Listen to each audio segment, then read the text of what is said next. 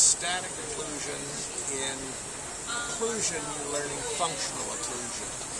With that in mind, what you're trying to achieve is in maximum intercuspation, when you're closing the casts together and the pin, incisal guide pin, comes down and touches the metal. In maximum intercuspation, we're looking for certain stops. We're looking for mandibular buccal supporting cusp tips to function in the central groove line on marginal ridges or in the central fossa of maxillary teeth.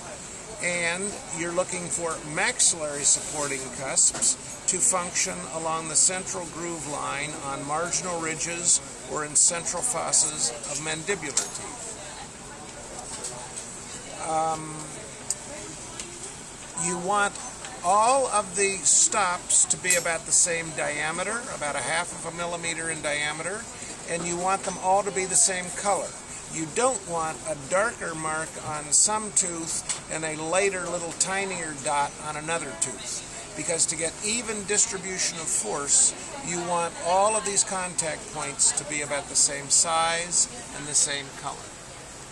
Now, in order to wax that in appropriately and have the incisal guide pin stay on the incisal guide table when you move into, for instance, a right working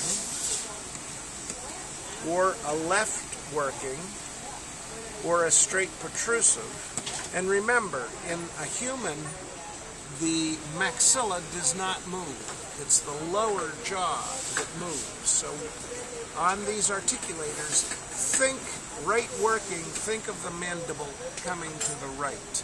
Don't think of the maxilla moving. Okay, so when you move into a right working or a straight protrusive or to a left working, which is a right non-working, you can get interferences. And these interferences mean that you've overwaxed somewhere. You can have working interferences, balancing interferences, or protrusive interferences. With working interferences, as the lower jaw wants to move into a right working, you're looking for a supporting cusp to rub against a guiding cusp, or a guiding cusp rubbing against a supporting cusp. Two places to look. Guiding cusps against supporting cusps. And if they rub, if you get an area of contact, that would be an interference. That could cause the guide pin to lift off of the guide table, which is you don't want. So, that's where you look for working interferences. For balancing interferences, now the lower jaw is coming this way into a non-working movement, and therefore my supporting and my guiding cusps are getting farther apart. But what is or could contact causing an interference is a supporting cusp against a supporting cusp. Specifically, the buccal facing incline of a maxillary supporting cusp against the lingual facing incline of a mandibular supporting cusp. That's what could rub and cause a balancing or a non-working interference. But it's only one place to look versus the two places you look for working interferences. Finally, you can get protrusive interferences. When the lower jaw moves forward, distal facing inclines of maxillary cusps could rub on mesial facing inclines of mandibular cusps.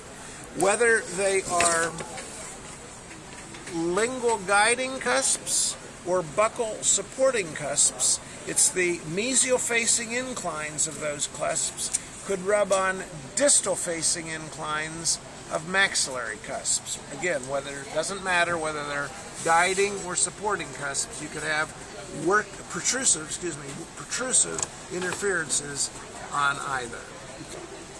Remember, in summary, that whenever you make movement, You're always trying to have the incisal guide pin rubbing against the metal of the incisal guide table.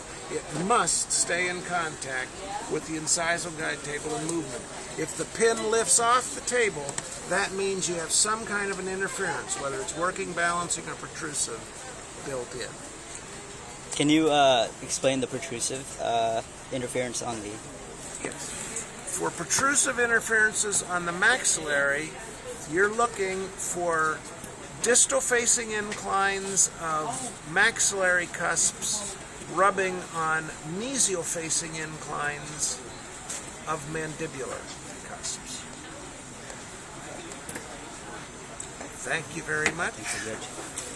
Thank you, Dr. Martin. Ta-ta.